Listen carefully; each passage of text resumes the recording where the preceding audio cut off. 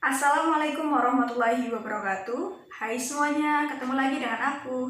Di video kali ini kita akan belajar materi hukum Bernoulli dan penerapan-penerapannya. Jadi di video ini kita bisa mengetahui siapa penemu hukum Bernoulli, apa prinsip Bernoulli, dan tentu saja apa aja penerapan-penerapan hukum Bernoulli di dalam kehidupan kita sehari-hari. Oleh karena itu, jangan lupa tonton video ini sampai habis ya. Yang pertama, kita akan membahas mengenai prinsip Bernoulli. Nah, prinsip Bernoulli adalah sebuah istilah di dalam mekanika fluida yang menyatakan bahwa pada suatu aliran fluida, peningkatan pada kecepatan fluida akan menimbulkan penurunan tekanan pada aliran tersebut. Prinsip ini sebenarnya merupakan penyederhanaan dari persamaan Bernoulli yang menyatakan bahwa jumlah energi pada suatu titik di dalam suatu aliran tertutup sama besarnya dengan jumlah energi di titik lain pada jalur aliran yang sama. Nah, prinsip Bernoulli ini diambil dari nama ilmuwan Belanda Swiss yang bernama Daniel Bernoulli. Nah, Daniel Bernoulli ini adalah seorang matematikawan dan fisikawan Swiss. Salah satu pemikirannya yang penting di dalam dunia fisika adalah persamaan Bernoulli pada tabung arus yang digunakan untuk pengukuran kecepatan aliran. Selanjutnya, dalam bentuk yang disederhanakan, secara umum terdapat dua bentuk persamaan Bernoulli. Yang pertama berlaku untuk aliran yang tak termampatkan atau incompressible flow, dan yang kedua berlaku untuk aliran yang termampatkan atau compressible flow. Yang ke satu adalah aliran tak termampatkan atau incompressible flow. Aliran tak termampatkan adalah aliran fluida yang dicirikan dengan tidak berubahnya massa jenis fluida di sepanjang aliran tersebut. Contoh fluida tak termampatkan adalah air, berbagai jenis minyak, emulsi, dan lain-lainnya. Persamaan Bernoulli yang berlaku untuk aliran tak termampatkan adalah sebagai berikut. P ditambah rho GH ditambah setengah rho V kuadrat sama dengan tetap. Dengan V adalah kecepatan fluida, G adalah percepatan gravitasi, H adalah tinggi relatif terhadap suatu acuan, P adalah tekanan fluida, dan rho adalah massa jenis benda. Nah, selanjutnya kita ke aliran yang termampatkan. Aliran termampatkan.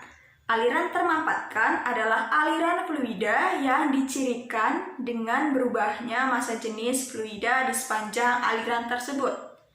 Contoh fluida termampatkan adalah udara, gas alam, dan lain-lain. Nah, untuk persamaan aliran termampatkan dapat kita lihat di sini. Nah, selanjutnya kita ke penerapan-penerapan hukum Bernoulli. Yang pertama, menentukan kecepatan dan debit semburan air pada tangki yang berlubang. Rumus-rumusnya dapat dilihat di sini di video ya. Yang kedua adalah venturimeter. Venturimeter adalah alat yang digunakan untuk mengukur kelajuan aliran suatu fluida. Nah, tabung venturi ini berupa pipa yang mempunyai bagian yang menyempit. Terdapat venturi dengan manometer dan tanpa manometer. Yang pertama, venturi dengan manometer. Pada prinsipnya, venturi dengan manometer hampir sama dengan venturi tanpa manometer. Hanya saja, dalam venturi ini ada lubang U yang berisi raksa. Berdasarkan penurunan rumus yang sama pada venturi tanpa manometer, diperoleh kelajuan aliran fluida V1 adalah sebagai berikut.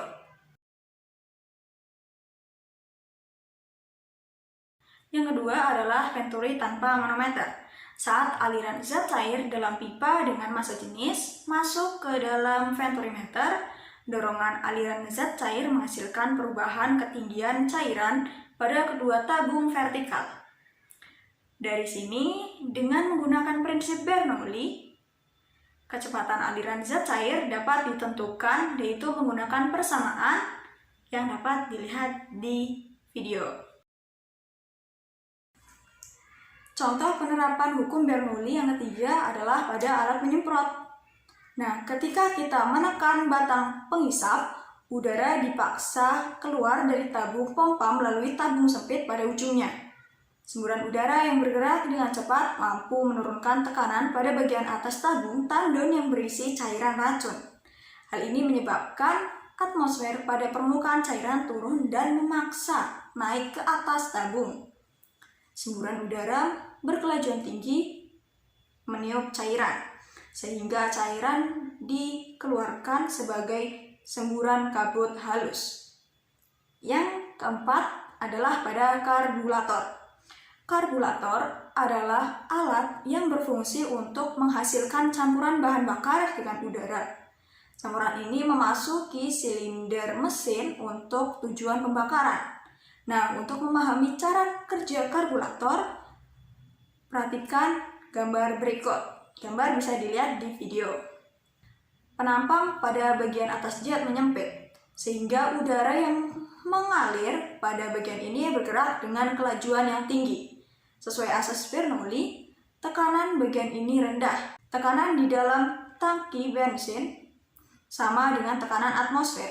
Tekanan atmosfer memaksa bahan bakar keluar melalui jet sehingga bahan bercampur dengan udara sebelum memasuki silinder mesin. Nah, yang kelima ada gaya angkat pada pesawat. Kita lihat di sini, lanjut. Penerapan hukum Bernoulli yang kelima ada di gaya angkat pada pesawat terbang.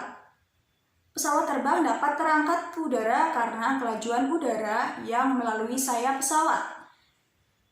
Penampang sayap pesawat terbang mempunyai bagian belakang yang lebih tajam dan sisi bagian atas yang lebih melengkung daripada sisi bagian bawahnya. Perhatikan gambar di dalam video.